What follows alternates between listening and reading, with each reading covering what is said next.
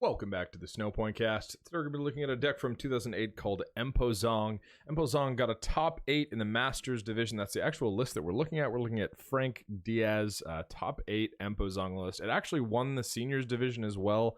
And Alex Brasso actually went 15-0 through the grinder. Dylan Lefevre won Seniors division, and Alex went 15-0. So really, really powerful deck, and one of the only decks in the format that I think can compete with GG or Gardevoir. I think it's one of the only decks that has a super close matchup with it. So let's get right into it. So starting off with 4 Piplup. So use the Piplup that has free attack, 60 HP, water type, single retreat, plus 10 weakness lightning, free attack, peck for 10, just does 10 damage. And then watercolorless does 20, and then flip a coin if heads, it does 10 more damage. You play 3 Prinplup as well. So Prinplup is a really solid attacker in the deck. It's actually a very key part of the deck. So Prinplup has 80 HP, water type, and then Aqua Shower is the attack. So for 1 water, does 10 damage to each of your opponent's Pokemon, which is really, really solid. Having a 1 spread 10 to everything is so good, especially with Bronzong. And we'll get to that when we get to Bronzong, but Aqua Shower is a great attack in the deck. And then Brine for 2 water, choose one of your opponent's Pokemon that has any damage counters on it. This attack does 40 damage to that Pokemon. Another really solid attack to be able to clean up something later in the game if you need that attack. Okay, and they also play 4 Empoleon. This is the main attacker of the deck. So 130 HP, water type, 2 retreat, and then a plus 30 weakness to lightning. So dual splash for water colorless. Choose 2 of your opponent's Pokemon. This attack does 30 damage to each of them. So being able to spread that damage just fits in with the deck, especially when you do a little bit more. The 30s help you actually tack on some damage. And then Surf Together is a really good attack as well. So for water colorless, it does 50 plus 10 for each of your bench Pokemon. And then you flip a coin. If tails, this attack does 10 damage to each of your bench Pokemon. So something to keep in mind if you have a Pokemon that's about to die. You don't really want to have to sack your own Pokemon. You want to force your opponent to KO that. But in some situations, really, really solid attack. Let's play 3 Bronzor. This is part of your Bronzong line. So Bronzor's got 50 HP, Psychic type, Single Retreat, Resistance to Fire, which is kind of whack because he's metal, and then a weakness to Psychic, which in the games, anyway, we're not going to talk about how ridiculous the card weaknesses and resistance are sometimes. So Hypnosis for 1 colorless. The defending Pokemon is now asleep. So being able to sleep your opponent when you're in a dicey position. If you have to attack with Bronzor, usually you're in a not a great spot. And you also have the option to Confuse Ray if you have that Psychic that you play in the deck. You play 1 Psychic, and it's mostly for Confuse Ray, but also just so you can attack with Bronzong if you need to. So Confuse Ray 10, flip a coin if heads, the defending Pokemon is now confused. And then you also play 3 Bronzong. The Bronzong 90 HP, Psychic type, 3 retreat, keeps that resistance and weakness. Cursed Alloy is the body, and it's so good. So as long as Bronzong is your active Pokemon, put a damage counter on each of your opponent's Pokemon that has Poke Powers between turns. They're great against stuff like Guardy and Claydol. Just do that a little more chip damage so that Pain Amplifier and the Empoleon Dual Splash can come in and clean up. So Pain Amplifier for free, such a good free attack. So put 1 damage counter on each of your opponent's Pokemon that already has a damage counter on it. So if you do the Prinplup, that's kind of the combos. You go Prinplup, Aqua Shower, everything, and then Pain Amplifier is able to hit and double. And then with Cursed Alloy, you're just adding so much damage so quickly. And then Coding can be used as well. So Coding for Psychic Colorless does 60, and then during your opponent's next turn, any damage done to Bronzong is reduced by 20. So can be good as well, depending on the situation. If you have a tick, then because that plus 20 Psychic weakness, Guardy is able to KO. Usually they KO with Lake Boundary Stadium anyway, but knowing that you can sometimes use that Coding to one-shot a Guardy level X is a decent to know sometimes. And then you also play a Claydol line. So 1 Baltoy, 50 HP, fighting type, Psychic Balance for 1 colorless. If you have less cards than your opponent, draw till you match them. So really good in a pinch. Lets you at least have something going. And then you play that to play the Claydol. So Claydol's got 80 HP, mostly for Cosmic Power. So Cosmic Power, once during your turn before you attack, you may choose up to 2 cards from your hand, put them to the bottom of your deck, and then draw until you have 6 in your hand. So one of the best powers Pokemon has ever printed. It's so good. You can also spinning attack because you play Scrambles and Double Rainbow, but there isn't a ton of really good opportunities to use it. You can't use it if you really.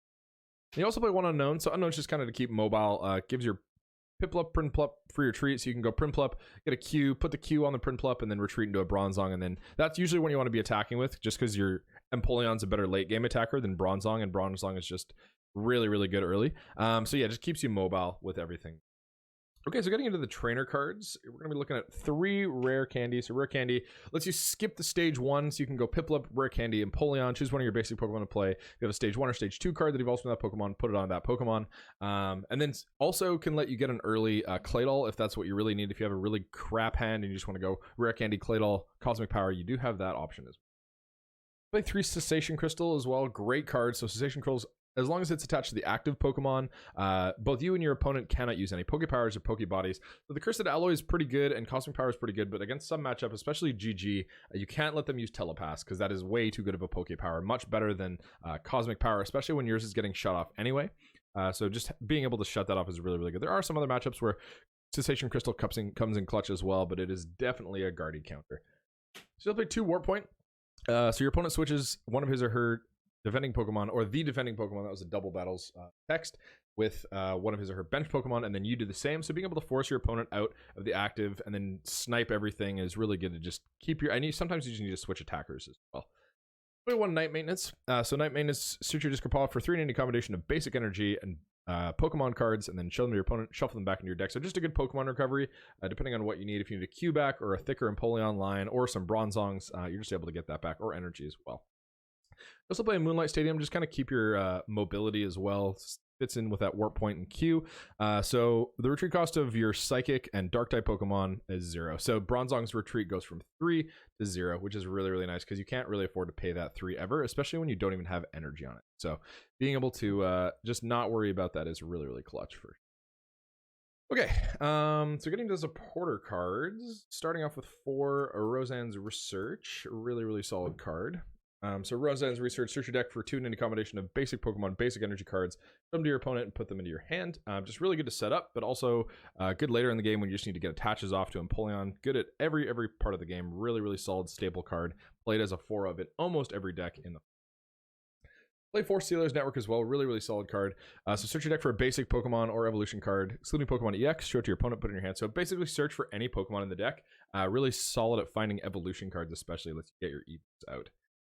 You're also playing 3 Copycat. So shuffle your hand to your deck and then count the number of cards in your opponent's hand, and then draw that many, draw that many cards after you shuffle your hand to your deck. So it can be really good, especially when Guardy has massive hands. Sometimes you're just able to Copycat and then potentially hit a Wombo combo against them and hit a bunch of cards that you need.